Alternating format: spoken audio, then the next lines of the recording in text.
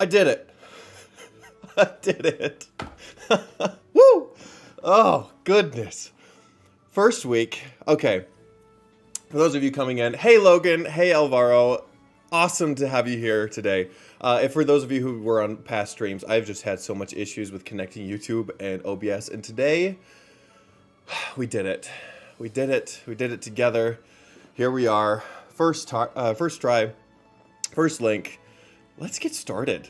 Welcome, Acolytes. This is the Cleric Corner. My name is Riker, and here we talk about all things Dungeons and Dragons, tapping into our higher powers to create worlds more unique and stories more impactful. And today, we're going to talk about sorcerers. Exactly about sorcerers. We're going to talk about what makes them flavorful, what makes them unique, what makes them be able to explore different tropes and archetypes. And if you wanted to take the sorcerer and make it something else, can you, and how well can you? Oh, we got greetings from Spain? Alvaro, that's awesome. Spain is one place that I've wanted to go so bad. And just like as a YouTuber, it's just so cool, like meeting other people who love this hobby as much as you do, from people all around the world, and just realizing that it is a worldwide hobby. Like this is D&D is a big thing, and it's getting even bigger. Like Vox Machina, for those of you who have been keeping up with Critical Role and the new TV series that came out this week. No spoilers yet, because I haven't watched it. We're planning a big party on Sunday, just me and all my D&D friends. Had to do like a little watch party, but this will change media, in my opinion, as far as like how they went about it. I saw a TikTok, and I'll promise I'll get to the real good stuff in a second, but I saw a TikTok earlier today, and it was talking about how nerds are basically, they're controlling where media is going, or they have a large say in where it's going. And that's a good thing. Like Vox Machina, the TV series, that it was funded by nerds or funded by fans. It was directed or it was recommended by fans. Anyways, basically from the start to finish, right? The community decided this is what we want. We fund it, and then we just have someone or a platform to put it on, and that was Amazon. And so Amazon took that, they realized that a lot of people wanted it, they took it, they put it out, right? So like, if you really think about it, we could do that to a lot more things. We can do that to other people's D&D games. We can do that to other media that we liked. We say like, hey, this is something that we like, let's fund it, and let's make it a thing. And then because of the way that we fund it, people with platforms have no choice but like, oh yeah, there's a lot of supporters, and we'd make a lot of money doing that because, hey, we see that there's a lot of supporters, we'll put it on.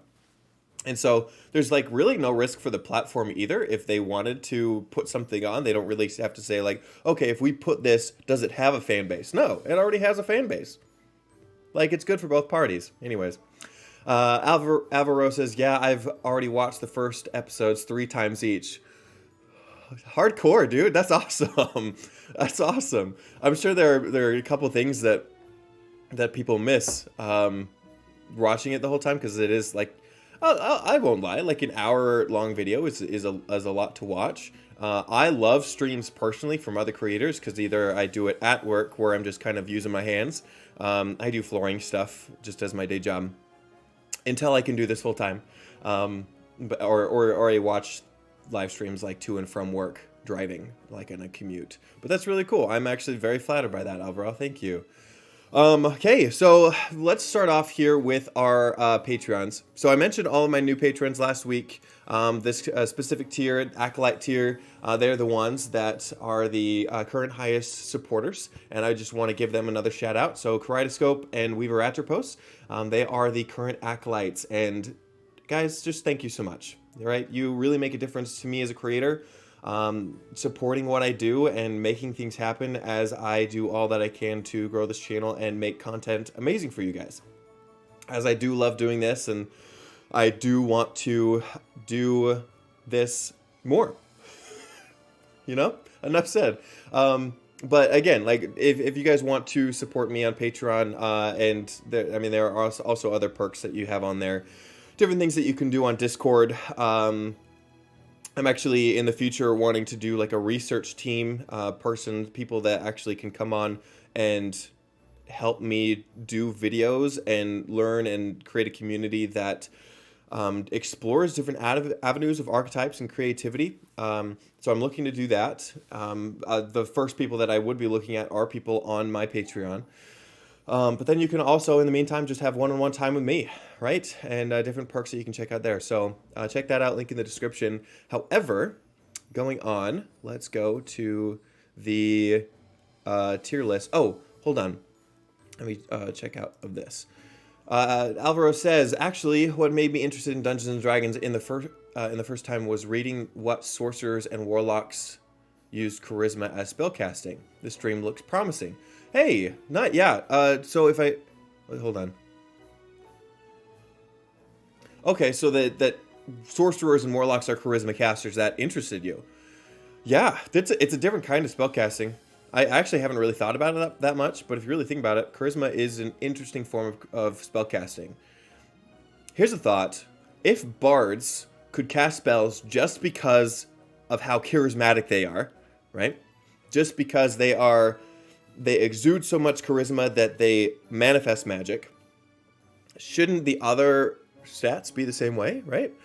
Like if a wizard, they don't need to have like a bunch of spell books, but just because they're so intelligent, just in the mere intelligence that they have, it creates magic, right?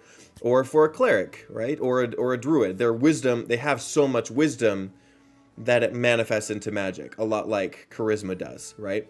Instead of the wizard have to be very smart and have books on top of that. Anyway, interesting thought. DP, I love the way that you break down classes, things that you are looking for, and how you rank class features. Thank you so much, DP. I have surprisingly enjoyed these streams a lot more than I thought I had, or I would.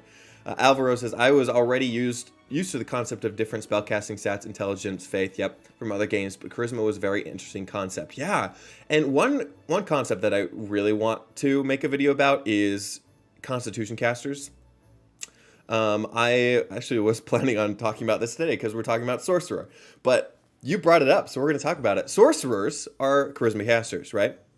I personally think that it would be really fun to have them as a Constitution caster, and a lot of people think that that would break the game. However, I would argue that charisma currently affects a lot of things in the game, right? It affects a lot of skills, a lot of different sets of skills that benefits those things, right? So if you get charisma stats, you get bonuses in all of those skills. If you have a Constitution, really the only thing that you're going to have a bonus in is your hit points, right? Instead of all these skills, you just get hit points. So charisma being both spells and skills, I don't think it'd be too broken to have Constitution being both hit points and spells. Right, because you're casting within yourself. You're casting through sheer force of will, your bloodline, your body, essentially. I think a few people kind of related it to Aragon. I think it's been a while since I've read that book. Dreaming KW, welcome. You definitely have the creativity, kindness, and charisma to make this channel a huge success. Excited to watch it grow. Dang it, guys, thanks. Like, I came on here and you guys are just so nice, and I didn't expect it this morning, and I needed that, so thank you. That's awesome. DP, old editions of D&D, circa 2nd edition, had an option for sources of magic. One of them was channelers. They were endurance-based casters. Thank you. Thank you. It's not a foreign concept. That's great. Yeah, make them Constitution casters. Like, a lot of people will say, like, oh, just make them, like, why not just make them strength casters? And I'm like, okay, I get it.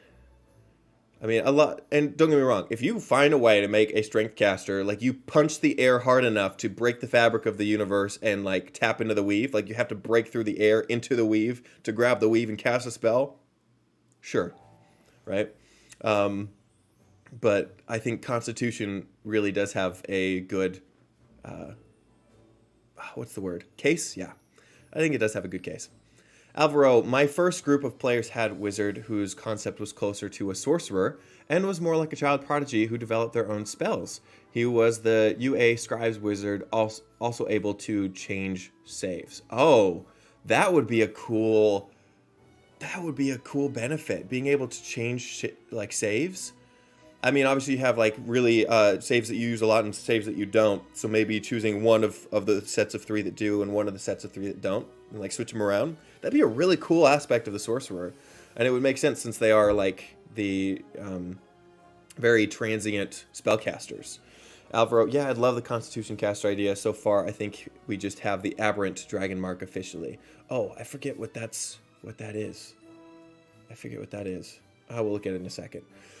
Anyways, let's go to the tier list. Okay, so those that are coming in for the first time, this is what we look at: the S through D tiers of how we're going to judge and figure out what the Sorcerer is as far as flavor and narrative, right?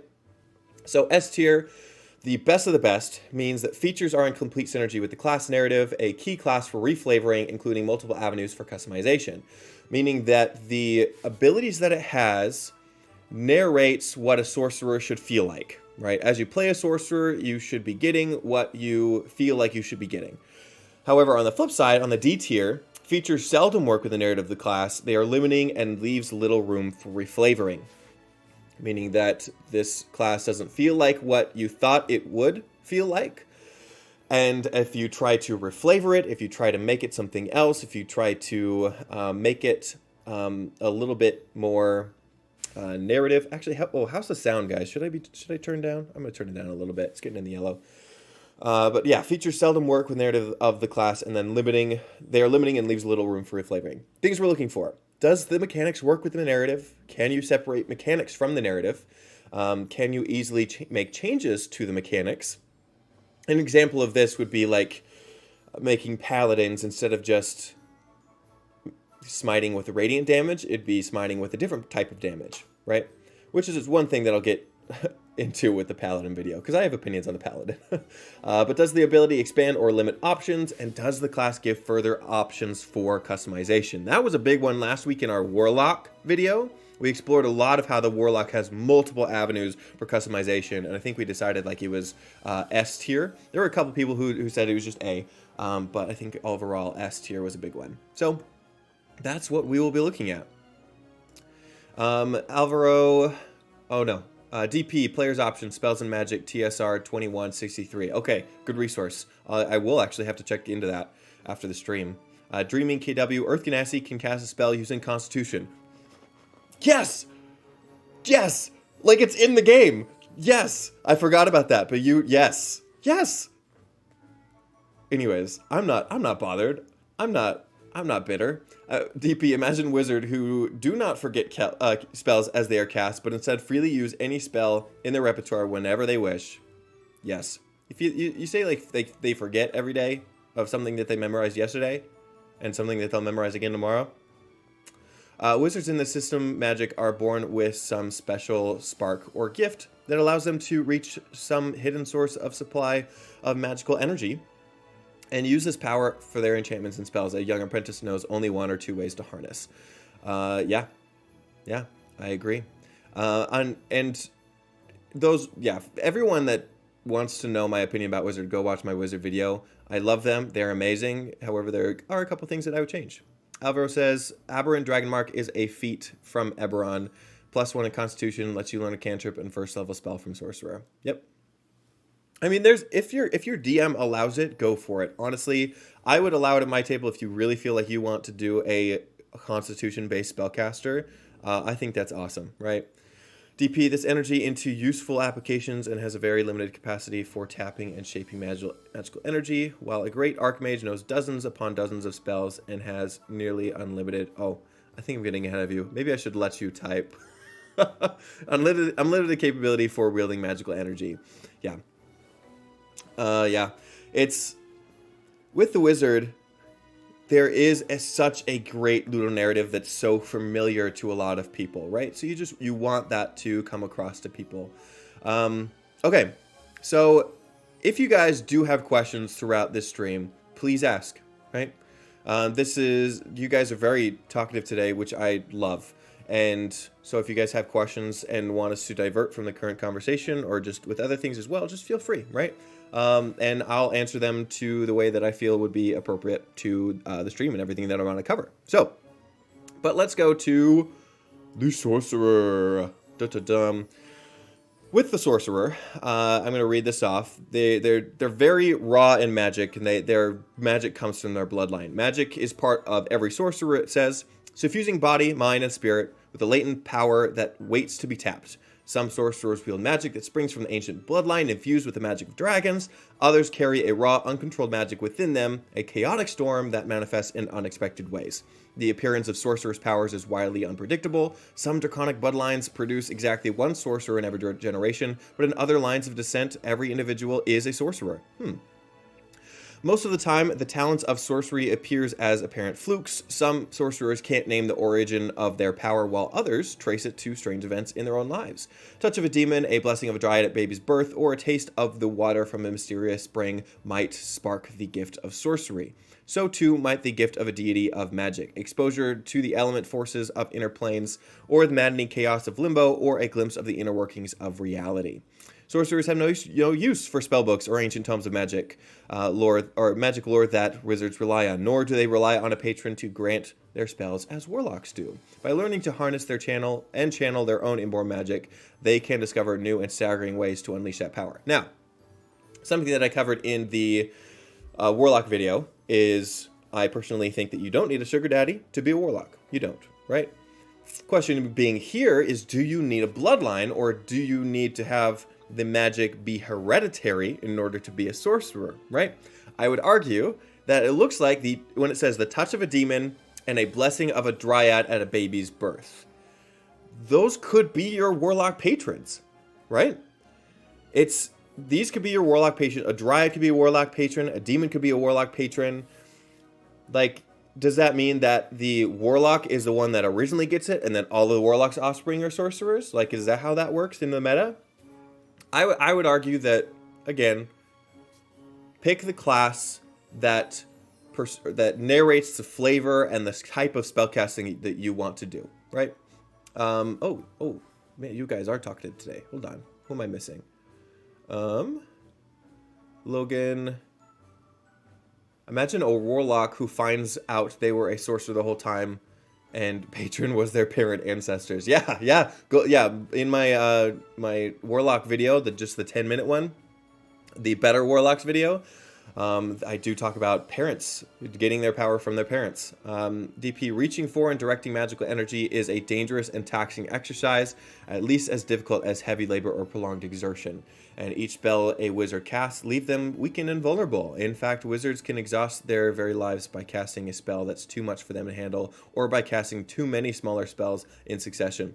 Yeah, let's have a different kind of negative. I don't want to say negative. Different kind of ludonarrative besides the spell book, right? Because I think a lot of people have, when you're a wizard, you have the trade in. You have to give up the 50 gold GP and the time in order to put a spell in your spell book, and that's kind of like the give and take for their spell list. But if we do things a different way, I mentioned in my flavoring things to blood magic video, your blood characters, I mentioned changing that out to actually, like, in a hemocraft way. Instead of giving gold pieces, you give out on hit points or hit die. I mentioned that. There are other cool ways that you could do that. So what makes a sorcerer? Let's get back to it. What makes a sorcerer? I probably won't talk about any more about wizards, since I have a whole video about that. But I think sorcerers and wizards are a good comparison, because they are, to me, the main spellcasters, right? They're the most archetypical spellcasters. They're the most recognizable spellcasters. But the thing that makes the sorcerer is two things. One that powers the other. Font of Magic, which gives you sorcery points, and Metamagic. Metamagic allows you to sculpt spells and do spells in a unique way, right? So this is a way to flavor your character. However, you have to ask yourself, is this flavorful, right? is these options giving your character the flavor that you want, or the options that induces flavor, right? Because with Careful Spell, you can cast a spell, but it's silent. Distant Spell, you can double the range of a spell. Empowered Spell, you can re-roll the damage dice. Extended Spell, you can extend the duration of a spell, so instead of a minute, it can be like 2 minutes. Heightened Spell makes them roll at disadvantage for the saving throw when you cast a spell on them. Quicken Spell lets you do it as a bonus action. Subtle Spell. Oh wait, did I get that wrong? Careful Spell is okay. Careful Spell is when you don't hit your friends with your spell. I got the two mixed up. Subtle Spell is when you can cast it silently. Twin Spell is when you can cast the same spell twice in a turn, right? So are those things flavorful, right? So if I wanted to come in here and I looked at the sorcerers, I'm like, oh, okay, I want to be a sorcerer, and I look at Aberrant Mind, Clockwork Soul, Divine Soul Sorcerer, Draconic Bloodline, Shadow Magic, Storm Sorcery, Wild Magic, and I wanted to be a sorcerer from the water plane, right? I wanted to be a sorcerer that had water magic. I wanted to be born like a water Ganassi, and I felt like my personal water powers in my race was not enough, and I wanted to grow that, right? So when I look at this, and I'm thinking, okay, what would I use for a water-based sorcerer? I can basically use all of these, right? As long as my spells are water based, I could use any one of these. So the question is do these actually flavor the things that I do, right? And you can still flavor, like if I wanted to be like if I was going to be a Clockwork Soul Sorcerer, the empowered spell would definitely be a flavorful part of that, right? I can reroll damage dice, meaning like I can rewind time a little bit and like adjust my aim and hit that spot again, and it hits people better, right? So there are ways that you can do it. I actually want to hear this in the chat as well. Do you guys think that there are options to add to your character, but are they flavorful options, right? In fact, actually, is there a question that we can look at on our tier list? Can you make changes easily to the mechanic? Can you separate mechanics from the narrative? What is the ability to expand or limit options? It definitely expands options, right? But if I was to be a water caster or a fire caster or a shadow caster, I think all of them can use these things similarly, right? I love the sorcerer because it allows you to change magic in this way. And it is a very good ludonarrative to say that this is what a sorcerer can do. However, they're kind of just as is, and you can't really change them up that much. That's my current opinion, and that's kind of how I'm seeing it. I could be totally wrong, and if you have a different opinion, I'd love to hear it. Right? So, because like if I wanted to be let's say I did want to be a water caster, right? Let's say I wanted to be a sorcerer of the water plane, because I feel like two that are missing on like sorcerers is like water casters and plant casters, like nature casters. I think that would be so cool, like a sorcerer that has like bloodline from dryads, and just being able to cast like nature magic and being able to sculpt them with metamagic, right? It'd be like a druid with metamagic. Like, how cool is that? It's so cool. We talked a lot about it in our Discord yesterday, and there were some amazing ideas.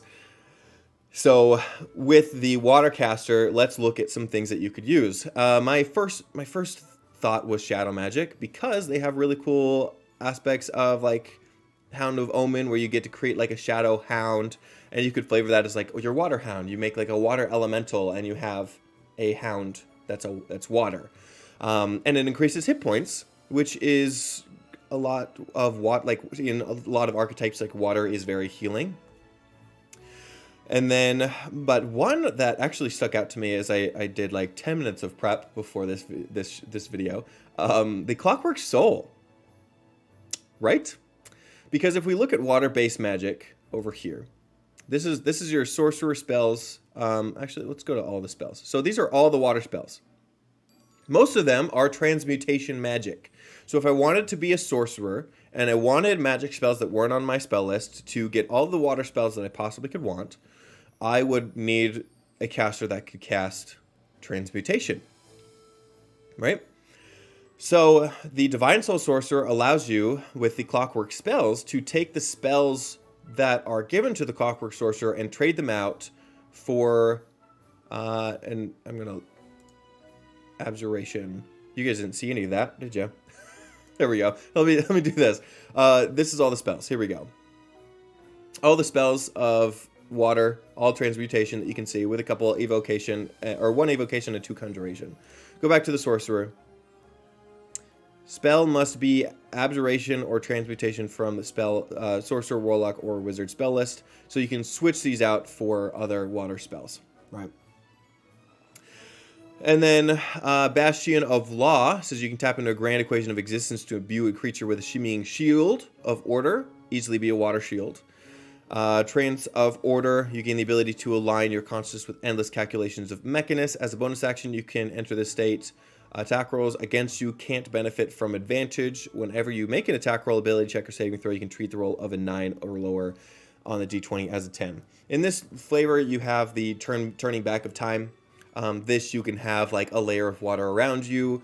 You can have a water shield to make sure that that attacks don't have advantage on you. It can even be like one of those cool Dune outfits, like the Dune armor would be really, really cool. Then the Clockwork Cavalcade, again with the hit points, restores up to 100 hit points divided among as many creatures as you can. Any damaged objects entirely in the cube are repaired instantly. Every spell of 6th level or lower on creatures. They end on creatures and objects of your choice within the cube. So anyways, that's what I saw as maybe some good options if you wanted to be a water sorcerer. If looking at some other ones, and you find other ones that I would be totally open to the idea. And another thing you could do is Draconic Bloodline. Not really water, but more ice, right? And I feel like the two are different. I feel like water and ice are different. I really do. A lot of people say, like, oh, you know, if you're going to be a water caster, just pick up cold damage stuff. And yeah, like you have to, because there isn't like a water damage in D&D. But there is definitely like bludgeoning damage stuff. Oh, you hit them hard with water. But yeah, Draconic Resilience, a shield, like your armor, Elemental Affinity, where you can actually get resistance to damage spells, Dragon Wings, or resistance to the ice type or cold damage. Draconic Wings, make water wings, and then Draconic Presence. People are awestruck with the majestic, watery person that you are. So off the top of my head, that would be some things that you could reflavor. Now, the things I always say, like, if you reflavor something and find something that you can reflavor to some, like, an archetype that you have, I think that's amazing. You should do that. However, if you can't, that's when homebrew comes in. And that's when homebrew is great. It's when you can work with your DM and create something that all of you guys really, really love, right? So, with Sorcerer, with the missing archetypes, you can always look at other things as well, right? You can say that you got your power, and I mentioned this in my Better Sorcerers video too. If you want to get your power from nature, you could just be a druid, right? Or from your bloodline. Just be a druid and have like a sorcerer-esque background. Because you can totally do that, right? It's not prescribing to the archetype of the druid. Ooh, excuse me. You can say that you are a druid with sorceress origins, and nothing mechanically changes about the game.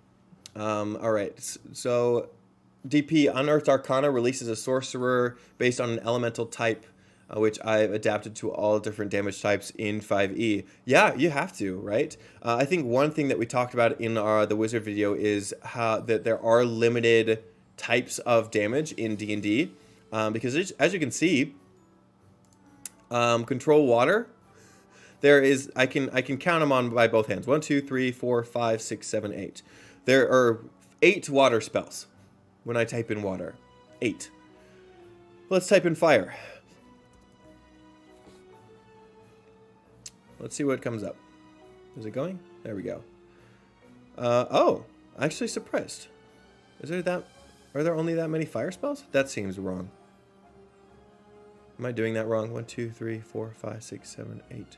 There's more than that. I know that there's more than that. Maybe just with the fire name. Anyways, point is that there are some types of spells that are different, or that are missed out on compared to others. If I type in acid, there's 3.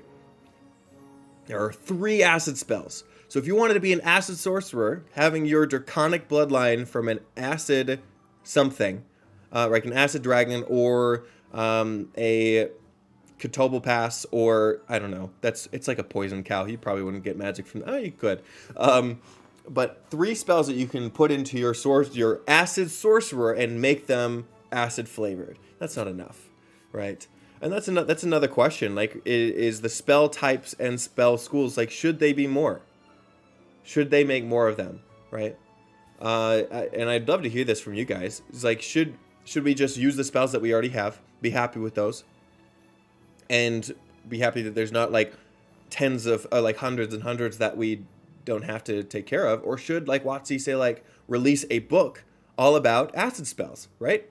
Just like like tomes. I think that'd be so cool, like different tomes. And there's probably a lot of third parties that do this anyways, but officially, like making spell books where this whole thing is about acid type magic, this whole thing is about fire type magic, this whole thing is about water type magic, and just expand the spell list for at least the elements, right?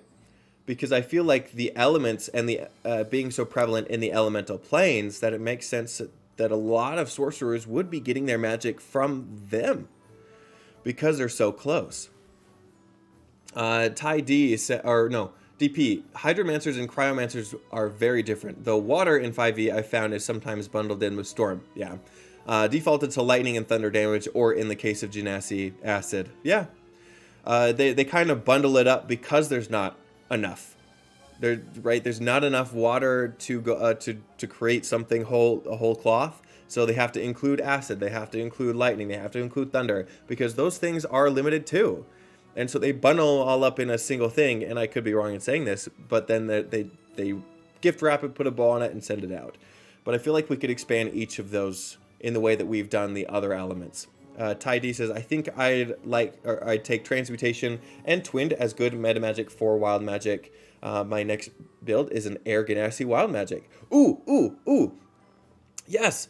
Wild magic is so cool because you can make your own wild magic tables, and in essence, really reflavor a good class with that. If you build an Air Ganassi and create a wild magic table with all air effects, that is so cool, right? And there's a lot of complaints anyways about the wild magic table. We can look at it because of this one right here. Actually, I forget which one it is. There it is. Number 7 and 8. You cast Fireball as a 3rd level spell centered on yourself. So many stories about people rolling that in their first level of D&D and killing their entire party. But some of these are extremely strong, and some of these are very lackluster. So you do have a very large variety of spells or effects. Really bad things, really good things, really minuscule things. It really doesn't matter. Like you are immune to being intoxicated for alcohol for the next 5d6 days. Okay, great. You know, like how often does that really come up in game? If I rolled that as a metamagic, a wild magic sorcerer, I'd be a little disappointed just because I only get to roll on the wild magic table on 1s, and if I rolled that, then I'm like, okay, that really didn't do a lot. So I know that the Dungeon Coach, his YouTube channel, actually kind of went through and did create a lot of those options, so a great resource as well. Logan Cole, in Pathfinder, they have archetype called Cross-Blooded, where you get aspects of 2 bloodlines. Hey, well, I wonder if D&D has something similar. Unfortunately, they don't. Especially, I mean, if you multi-class with another class, maybe, and just flavor it that way. But as sorcerers, you can't really take 2 subclasses and then put them together, unfortunately. I've had my thoughts about that too. you know? If I wanted features from, like, let's say the Phantom Rogue and the Psychic Blade, or the Side Blade Rogue, right? And if I wanted to kind of multi-class or multi-subclass, I guess would be the word to say that. Tidy, you could always take on other spells and use transmutation and make it acid damage, like acid damage fireball. Yeah. I'll actually get that in a second. Alvaro, I love when they include new spells like Ashardalon, Stride, and Fizzbands. I wish they expanded every element equally. Yeah, I do too. I love the wild magic customization. Yeah. There's a lot of good things when it comes to the wild magic, and if you make your own one with the DM, the DM might have a lot of fun ideas too, right? Or you could be the DM, and your player will really appreciate the customization to their character, right? Like the other day, players love it when they give any effort, when they see any effort towards their character. Like a couple weeks ago, all my DM did, I play a Furbolg, right? So kind of like a giant blood-esque creature or race. And all he did was we ran into a giant, and he turned to me and said, "You feel the ordaining. You feel that this giant is above you, and you feel intimidated genetically." And for those of you who don't know what the ordaining is, it is the genetic hierarchy of giants, or magical hierarchy of giants, where one is placed above another, where like storm giants are obviously above hill giants in the ordaining. It's a magical hierarchy that is set in place. And me as a Furbolg, he told me that I felt that. And I thought that was so cool. Oh, it's so cool. Rich Mary said, "Nice scarf." Thank you. My mom gave it to me, actually, to match the colors of my my channel. So this is my Cleric Corner scarf. Rich Mary, did you cover Clockwork Souls yet? Mudruns are one of my favorite races. I did. I went over it actually in the aspect of a water sorcerer, as you could reflavor, but it is a phenomenal subclass and one of my favorite sorcerer subclasses. DP, I would remove direct damage effects and limit wild magic to status effects for balance reasons. I could see that. I think there is a wild magic chart that has literally thousands of possible outcomes out there. Yeah, like I said, if you go online and search wild magic chart, you're going to find a lot of homebrew stuff, right? So it might be there's actually so much out there that it might be hard to navigate, which is the only reason why I say, like, hey, just make one that fits your character. But again, if you find one that works, awesome. Saves you a ton of work, right? But let's actually go up. We mentioned the Transmutation Metamagic. And this is in the... Oh, where'd it go? Yeah, we're in optional class features. So this came out in Tasha's Cauldron of Everything. Oh, I also got the new books. Monsters, Mordecai, and Multiverse. I got the whole set. I didn't have the originals, which is why I got these ones. If I had the original books, I probably wouldn't have paid to get the books again. But in Tasha's Cauldron of Everything, which is actually personally one of my favorite books, you get 2 more Metamagic in a Seeking spell. If you make an attack roll and or for a spell and miss, you can spend 2 sorcery points to reroll. And then Transmuted spell, you can change the type of damage to a different type of damage. And to me, this is the saving grace for sorcerers. Not that they were like broken or anything before, but this to me was needed. I feel like sorcerers should just get this instead of having to pay a sorcery point to do so. Because wizards, Order of the Scribes wizard, don't need to change anything. At least I don't think. Should we check? I might be wrong. Let me put my foot in my mouth for a second. The Wizard Order of the Scribes allows you to change a spell type. Spell slot. Okay. Yep. When you cast a wizard spell with a spell slot, you can temporarily replace its damage with a type that appears in another spell in your spellbook, which magically alters the spell's formula for this casting only. The latter spell must be the same level as the spell slot that you expend. So as long as you have another spell in the leveled spell that is of a different type, you can change the current spell to that type of damage. And I mentioned in the wizard video that I had a like a tiefling that was a geomancer, and that's what he did. He changed all his spells that he could to bludgeoning damage with this feature. And he could do that every turn without having to do anything. With the Metamagic, with this, the Sorcerer, one, you have to give up a slot of your Metamagic options for transmuted spells. And you have to expend one sorcery point in order to do it. To me, that doesn't seem very fair. And you could argue that wizards, because they are so scholarly, and they know, like, back to front the equations of a spell, that they could do it easier. Where it's like talent doesn't beat hard work, essentially, right? A sorcerer is the talent, the wizard is the hard work in this instance. So there's definitely like a Ludo narrative there, sure, but I feel like the sorcerer, because there are innate and it's a reflection of who they are, that there's a filter there that should implement their magic in a way that's reflective of that. But again, I could be wrong.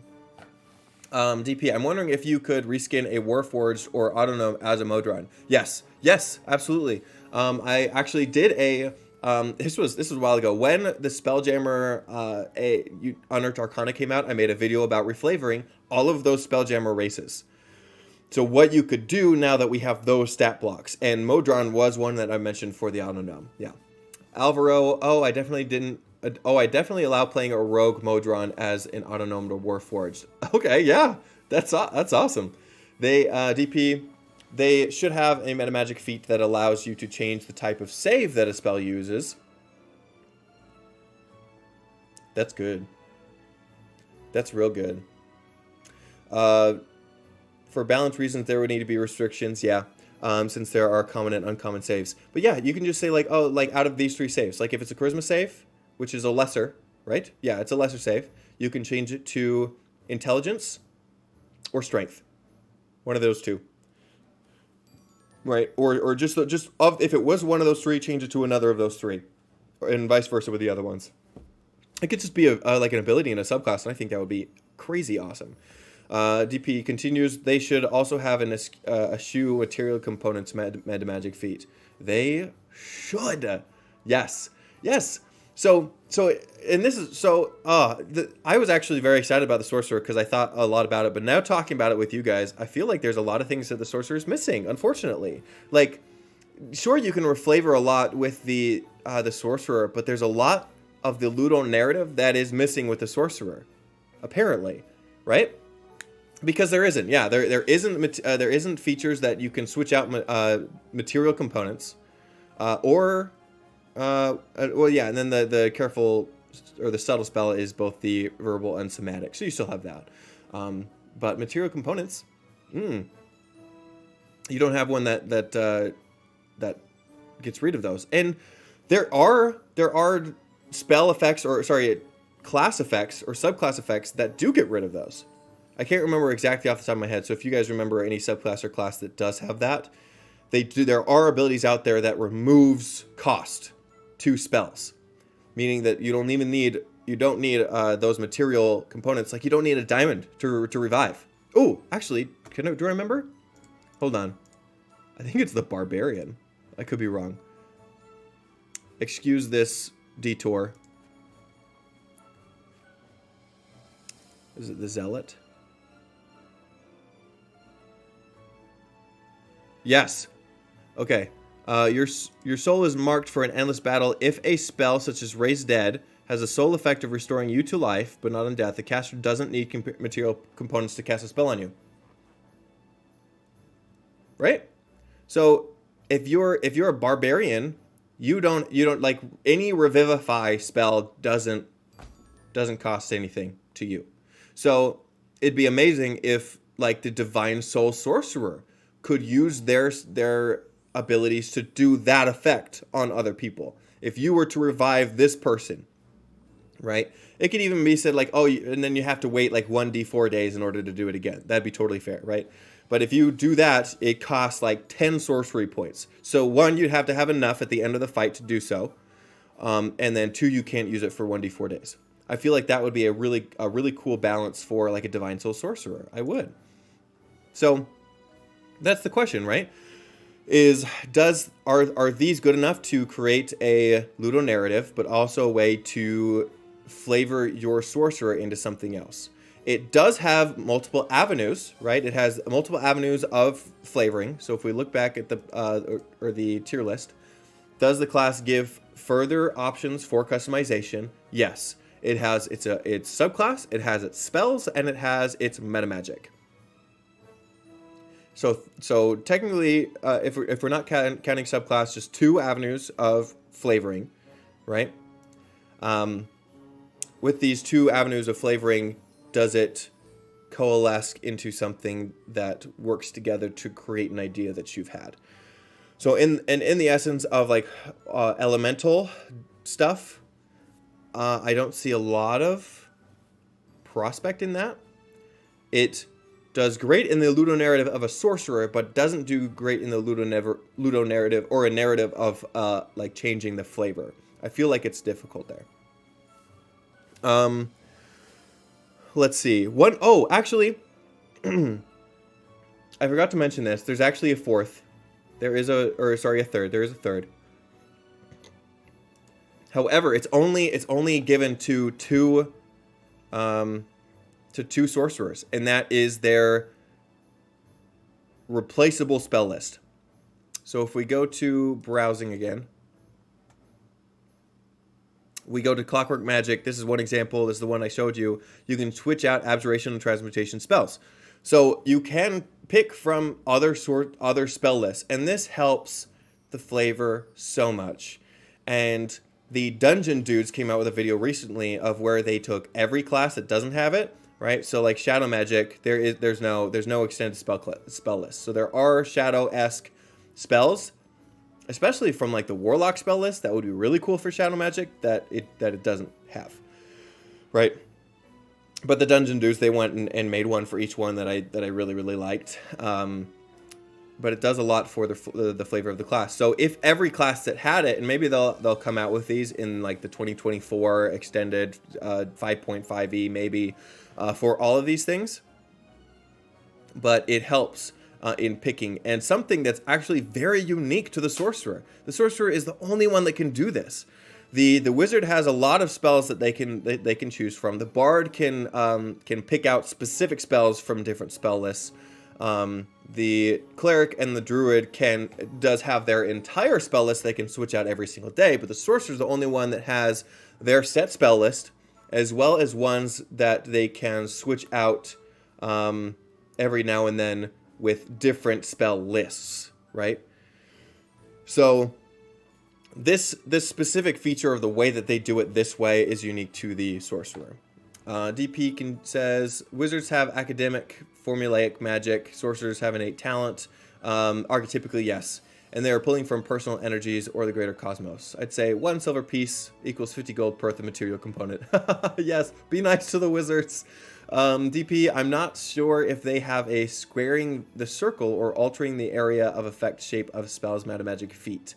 They do. It is the careful spell. Or sorry, the careful... the careful spell. So when they, if that's what I'm figuring. Oh, I see what you're saying. No. So the one that it does is you can sculpt it around your peers, right? So you make sure that you cast a fireball and it actually doesn't affect the guy your guy that's sitting 5 feet away from your target. But they don't have one that says turns your breath weapon into like a breath cylinder or cone, square, right? You can cast you can't cast fireball into a square is what I'm trying to say, right? Or you can't cast fireball as a cone, right?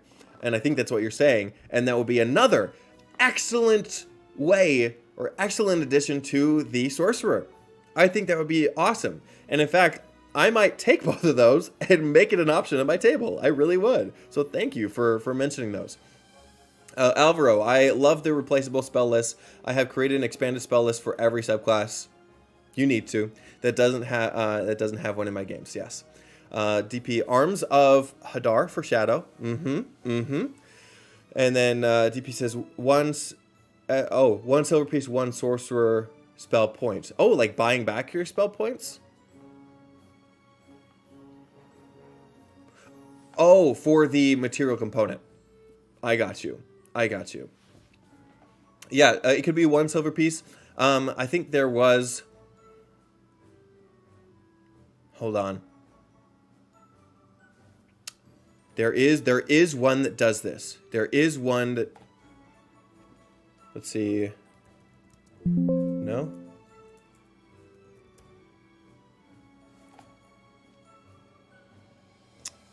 No. Okay. I could have sworn that there was a subclass somewhere that allowed you to do that, and I think it was 1 point or one... Maybe it's the monk. Maybe it's 1 key point for every 50 gold pieces. Maybe I can look into that while I'm reading more comments. Ty D says, sadly, it doesn't protect them if you accidentally cast Fireball on the magic table. Surge. Yes. Yeah, it doesn't protect them that way. Nope. So let's look at the monk real quick, and let's do a quick search. See if I'm wrong. I'm wrong.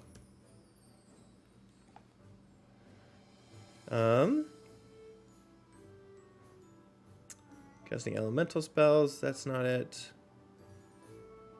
Yeah.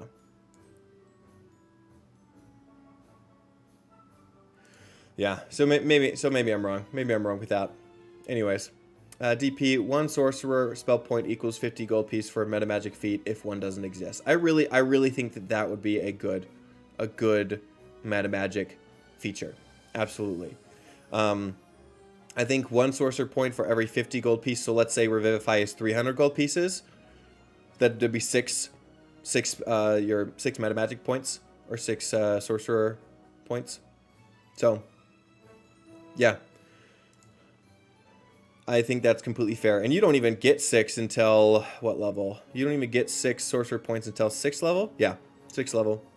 Don't get it until 6. So basically, so maybe, yeah, like right after. So like right after you get Revivify, you can use it once if you don't cast anything else, right? Sure that you're probably not using it a lot, right? But I think that's great for balance, right? I think that's great for balance when at the beginning you don't get to use it a lot. You'll have to use your entire source to do that. Cynical Cleric, hello. You think they might update the old subclasses similar to the updated races? I really hope so. I really do. I am a little worried because it seems like they did not redo the races in the player's handbook. They didn't redo them, which like a lot of people think that that's the ones that needed it most. But they said in the Mordekainen's multiverse of magic or monsters of the multiverse that it coincides with the player's handbook. It works hand in hand. So the features in this book with the races are in addition to the races in the player's handbook. So they didn't change it. Now it's 5.5, so I do think that there's a good chance that they will. However, that does worry me that we're still stuck on that. You know, if we're trying to update them, then why not update the whole thing? But we could just be waiting until then. It's all hearsay. It's all just, yeah, it's all talk. DP, I prefer broad rules based on School of Magic rather than specific rules based on specific spells, since the former allows you to adapt rules that come out with expansions, future proofing. Wait, since the former allows you to adapt rules that come out with expansions. Yeah. Yeah. There is specificity that helps new DMs when they don't know how to rule specific things. So it's good for new DMs to do that. We'll go to so you can see my face. It's good for DMs to have specific rules because, again, like when you're trying to DM, you want to do it right, and so you look at the rules and do what they say. However, I do agree with you that we need to do a better job at allowing players to know that homebrew and improv and changes to the original game is okay, right? A lot of arguments is like, oh, if you want to change Dungeons and Dragons, if you're changing it, then why not play another game? And I'm like, I get you, but then why do people mod video games? It's not that they want to play another video game. It's because they love this video game and they want to make a couple changes to make it fresh, unique, fun, whatever the reason is, right?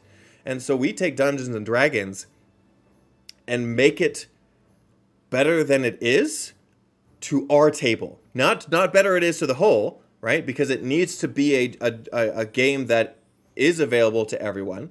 But at our table, we can take it and make it better, depending on the fun that we want to have, right? If we're changing Dungeons and Dragons, it's not ruining Dungeons and Dragons. It's improving it for our table, and ideas need to be improved, they need to be expanded, they need to be growing. Otherwise, things become stagnant and stale, and we'd be still playing First Edition. Right? Saying that playing Dungeons and Dragons and not changing Dungeons and Dragons is ruining the game is saying that WotC is perfect and flawless, and they're not. They're great game developers, but they're not perfect. Devil Ham says they didn't do it yet because they sell one book and you can sell two. Are you referring to Multiverse? Oh yeah. You can. Yeah, it's a business. It's business forward. I get it. DP, I personally think sorcerers should be able to cast without using arcane focus, like they are their own arcane focuses. Yeah, it's a good point. And without material components, they have a 0 gold cost. They can even be part of that metamagic, and just like mentioning its flavor, like, hey, you don't need an arcane focus, you are yourself, right? When you pick that up. It makes sorcerer magic even more like an innate magical ability and distinguishes them from formulaic feel of a wizard. Absolutely. That's a great Ludo narrative. It's something that, in my opinion, that doesn't come up in a lot in games anyways, is the mechanic of the spell focus. Because I think originally spell focuses were used to like, hey, if you want to take these things away from your player, they can't cast magic anymore. But nobody does that because that sucks. Right? As a player or as a DM, you don't want to take away the very thing that makes your player a character, or your players their characters. It's a large reason why I don't do a lot of charming or mind manipulating magic on my players. Or I don't do anymore. Learned my lesson real good. Devil Ham says, DP, that would be a good metamagic combat subtle spell. Yeah, absolutely. It would. So, oh goodness, where'd the time go? Yeah, sorcerers, there's a lot of things that you could do with sorcerers. However, I do love the sorcerers. I haven't played a sorcerer full throttle, like from beginning to end or from a long-term campaign. However, I have multi-class in sorcerer a ton. Right? Because they are a great flavor that allows you some different options to sculpt your spells. And when it comes to casting, especially for something, a caster that you know is really good at, right? If you're really good at nature-like spells, and if you're like you have innate magic with it, you want to be able to change it in different ways. You want to be able to like twin it because you have it so innate, or you're so good at it, or you're so what's the word? It just comes so naturally to you.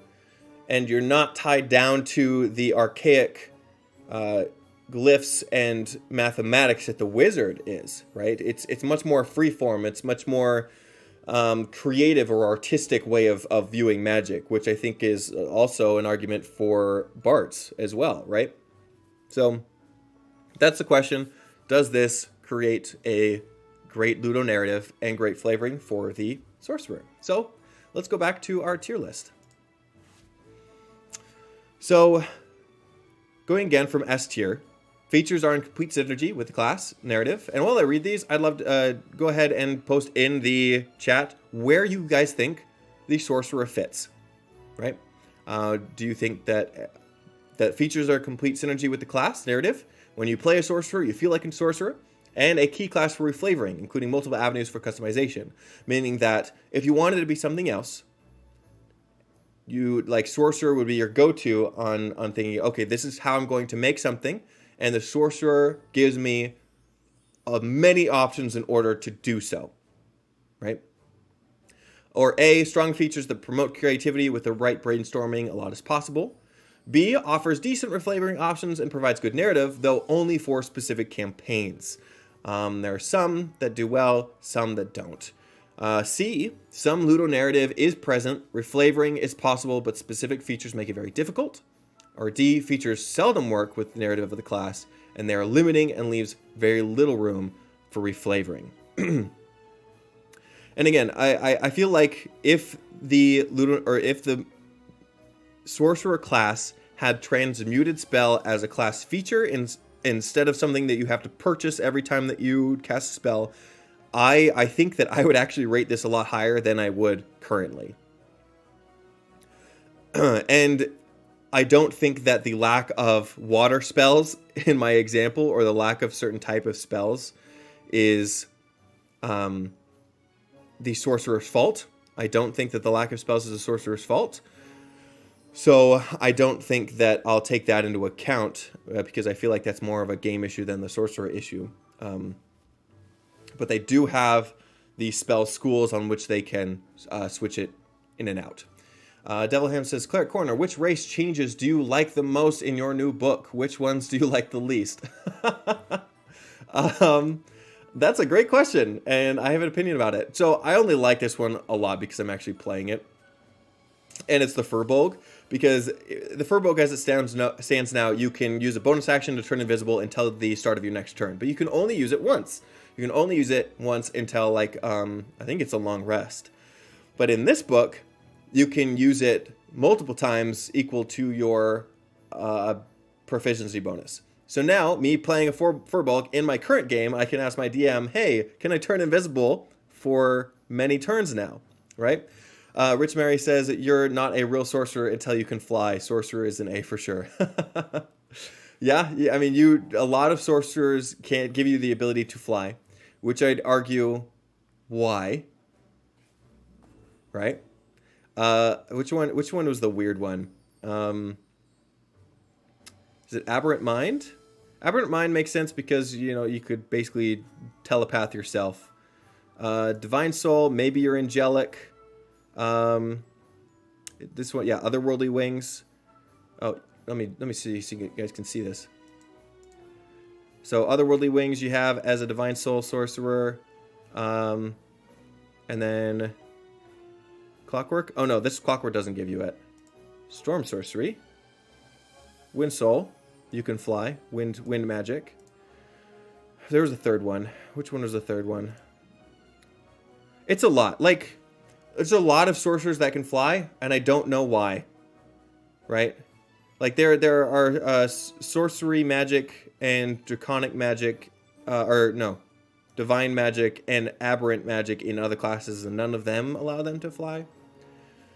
It's great. It's great. It's a great feature, and it's an amazing feature, and as a sorcerer, you want it. But I just asked why. Some characters, I don't want to fly. I'm going to be perfectly honest. There are some characters that I don't want to fly because I don't think it fits the narrative. Anyways, that's a tangent that didn't need to be said.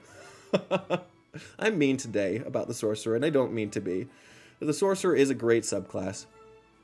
But back on your question, the one that I was least excited about was the Water Genasi.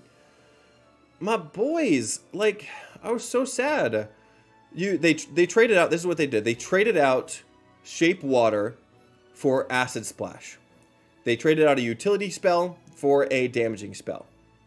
And as a D&D player, and this is just personal play styles, is like I find a lot more use in utility spells than damage spells, right? I can just choose the damage spell and I'm set. But utility spells are really, really nice to have. And I feel like Shape Water fits the Water Genasi better than Acid Splash does. So I was personally disappointed in that change. So if I went to do Earth Genasi again, I'd probably just use the one in the original book. DP says, I'm going to say B. That's fair. Most bloodlines are very deeply thematic, which limits the directions you can go, but within those boundaries, some can be adapted very readily.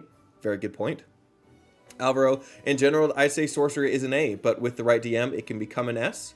Yeah, with the right DM, especially if you make changes to the maybe a wild magic table or add a spell list that you can change in and out, right? Just like the Clockwork Sorcerer. Devilham says Sorcerer is definitely A. Needs a melee class that isn't Hexblade Warlock. Yeah. There is definitely some, and I didn't mention this either. With the Water Sorcerer or Plant Sorcerer, you also don't have a Gish Sorcerer, which would be really cool. Being able to manipulate magic within a sword context. If they had Raw Magic Shaper, DP says, or Metamagic Master Bloodline, it would rank much higher. Rich Mary says, it's not on theme with the Sorcerer, but it's a core feature. Yeah, the ones that can't fly outnumber the classes, the subclasses that cannot. Yes, but let's see, it's like 3 to 1, 2, 3, 4, 3 to 4. DP, I don't like that they nerfed the spell selection. Shape Water is more thematically appropriate. Yeah.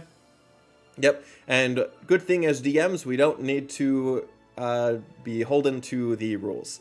So I like that there were a couple different opinions, because, yeah, I definitely think that on the tier list, actually, we'll switch to it. I think that if it is an A, it's a low A. Low A, high B. I think it'd be fair to be kind of right in the middle. There are, with the right DM, absolutely an A, even an S. However, if you're going for something specific, it is very, yeah, like, again, it says, though only for specific campaigns, and in this case, it very much would be, right? There are specific cases where it's great, but specific cases where it's not great. And there are lacking some options on the things that you want to do as a sorcerer, not only in the flavor department, but in the sorcerer alone department, right? DP says, a Hexblade equivalent of a Sorcerer would be excellent. A Bloodblade. Yeah. Yeah. So I might actually have to make that subclass now that I'm thinking about it. That would be so cool.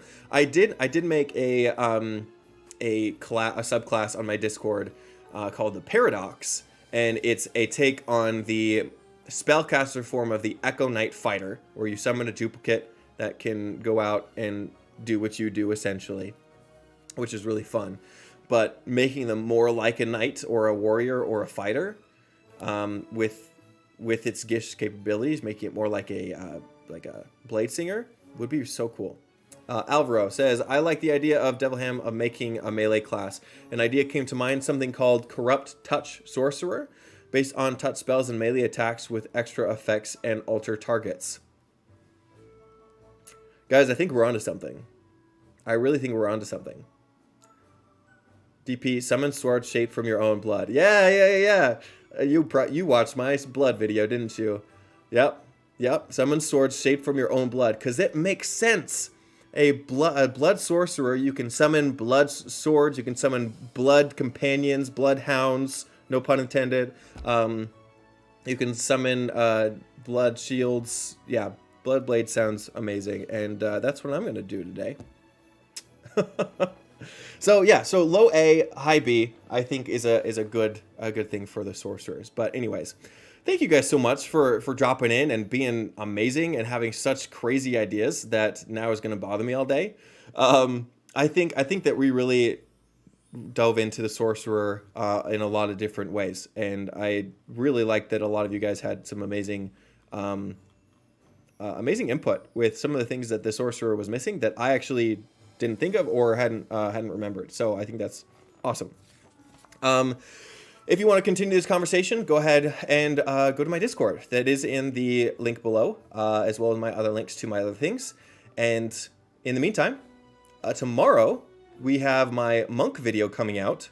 So in my Better Classes series, we'll be exploring the monk and different archetypes, or subverting what a monk is and what that could look like at your table. So make sure to check that out.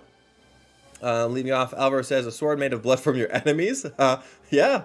As you like kill things, you like soak up their blood. I think that would be a really cool feature of a blood blade sorcerer, or a bloody fist, a sorcerer who coats their fists in a blood or do melee damage. Yeah.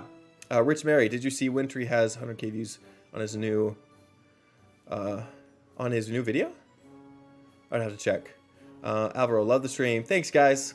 Thanks for coming. Honestly, it's good to see you all. So I'll see you guys later. In the meantime, go out there and spread the good word of D&D and make the world a better place, both on